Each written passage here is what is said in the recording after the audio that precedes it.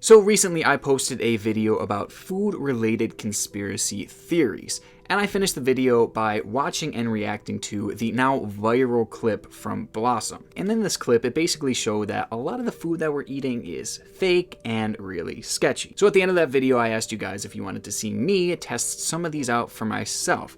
And you guys said yes. But since then, this clip from Blossom has really started to take a lot of heat, actually. And a lot of people were claiming that Blossom was basically fear-mongering with this video just to get clicks and views and to kind of make everybody a little more paranoid. And honestly, I really think they are too. But I already ran a couple of these tests before I really knew about this whole fear-mongering situation, so I'm gonna still show you those and kind of see what happens with these tests, and then afterwards I'll jump back on here and let you know why it might not even be that big of a deal anyway. So let's get started with test number 1. So we're going to start with the baby food, and in my opinion, this was one of the most disturbing ones that I watched.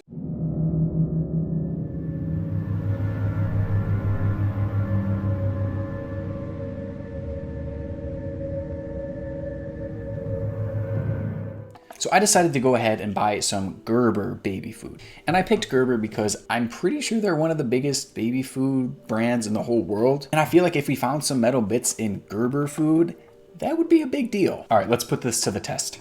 I'm not even sure what this is gonna smell like.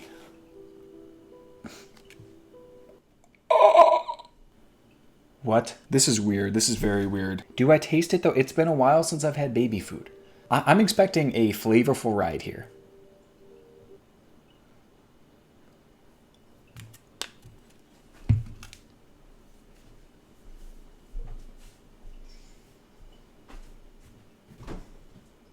So what they did in the video is they put their baby food in a plastic bag like this and then rubbed a magnet across it. So I'm about to do that now. Oh, yummy. By the way, this is chicken and rice flavored. I'm wondering if it was the chicken or the rice that made it orange like this. I'm gonna shoot you straight up. This might just be salmonella. I probably should have got something white. Would have made this easier, but sorry, I didn't realize chicken was gonna be orange. I mean, God, that's totally my bad.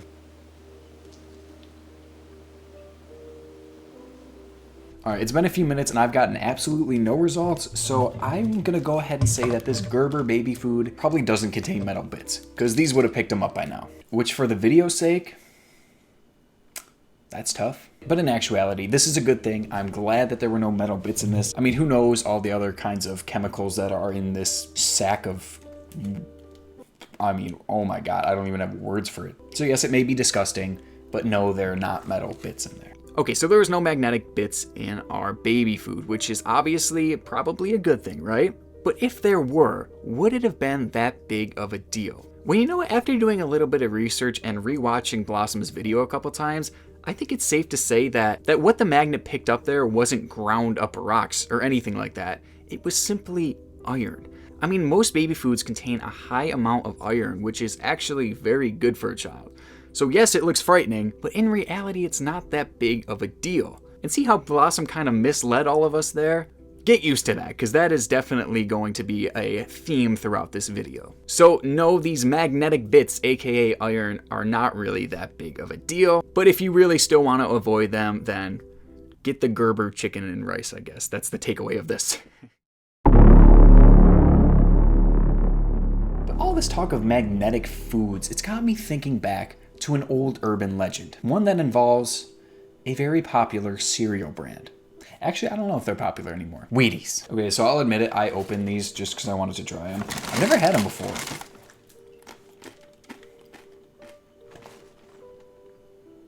Not much going on there in the way of flavor, but I remember hearing something way back when that said that these were actually somewhat magnetic because of the high iron amounts that they contain. So I don't know if that's true or not, but we're gonna put it to the test now. So what I'm gonna do is just kind of put these there. But what you're supposed to do is grind these up. So once they're all ground up like that, it is said, allegedly, that if you drag a magnet across them, these little bits will actually stick to the sides of here. So we're gonna try it out. I don't know. I don't know how dramatic this is gonna be. I'm not sure if it's picking anything up yet. I'm not pressing down too hard on it because I don't want to like smush them on there, but okay, let's check. Whoa! Wait a minute. They are stuck to it. They really are magnetic. That is so weird. How much iron do you have to put in this cereal to make it magnetic like that? Ew, that, oh my God. So the baby food might not contain metal, but Wheaties definitely do. I'm not sure how much is too much when it comes to iron, but if you guys want a good iron serving, get Wheaties. So the next clip that we're gonna be going over is rice.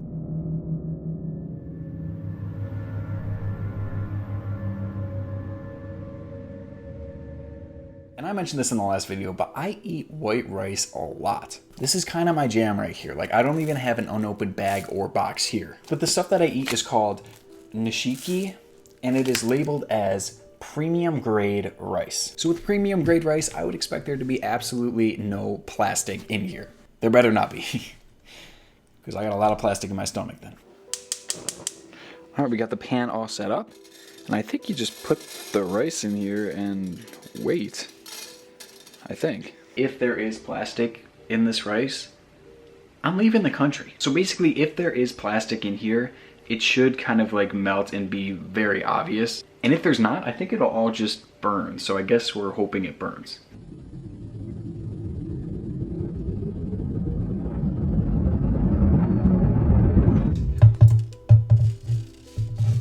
So from looking at all this rice, I think it's safe to say that there were no plastic bits in my rice. Okay, so now we are 0 for 2 with these Blossom tests. And what's funny about the Blossom clip used to show this theory is that most people claim that this isn't even plastic at all. Now, plastic has actually been found in white rice before, but these are really isolated events, and typically they're just little, like, street vendors, basically. And the only country that I've ever heard having a problem with this is actually India. And even there, it's not like a widespread problem at all. So again, this is like textbook fear-mongering from Blossom here, because this is not a problem all throughout the world. It's literally a problem in 1 or 2 street shops in India. Like, let's get real here, come on. And just speeding through a lot of these, I don't even have to test them out because some of them really don't mean anything. Like this vitamin test, that just doesn't even make sense because they're all different types of vitamins and some are gonna melt and some aren't. It's just, that is just the way of the world right there. Like that doesn't even matter, even in the slightest. And even the cheese one, which I was like so shocked by, it's really not that big of a deal. I mean, it's processed cheese. It's probably not made to be lit over an open fire, but at the end of the day, it still melts if you put it on a grilled cheese, and it melts just fine in any other situation. It's just not with an open flame. Even that one isn't that big of a deal. But that being said, I kind of still want to test it out. Let's try it. Hey, Hi. you want to help me melt some cheese? Yeah. Sounds good. Okay. So we have this beautiful pure American cheese, and this is the good stuff. We spent top dollar on this one. America. And then we have the Kraft singles. So we're gonna start with the natural one, and according to the Blossom video, this should melt fairly easily. This is burning a little more than I was anticipating. Is this not natural cheese? Ah! What have we here? That smells awful. Do you smell that? Oh yeah, it smells like burning plastic. It literally smells like burning plastic. Can we give so dead right now. Can we give your viewers a 4D experience and let them smell this? So if that burned and smelled like plastic, I can only imagine what these are gonna be like. I think you're supposed to leave the plastic on. Okay. All right, here we go. You can see this is fresh, untampered with. Look at how natural that looks. I mean, really, it's got a nice look to it. Did you take the plastic off? Yes, this is with the plastic off. If this is the supposed natural cheese, let's see what happens with the Kraft. Ah, it's burning my finger. Yeah, 'cause you're doing it straight up. Brother, gets like tongs or something. Jesus. All right, this is more like it.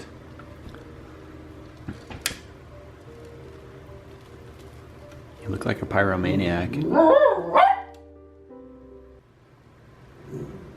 Anyways. Oh. Oh my god. What is wrong with Winston. you? This kind of looks absolutely disgusting. Wait, I think it looks different on the other side.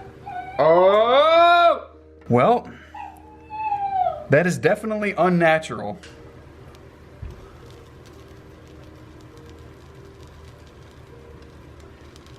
This is not melting even in the slightest bit. What does it look like on the side? Oh. We have meltage.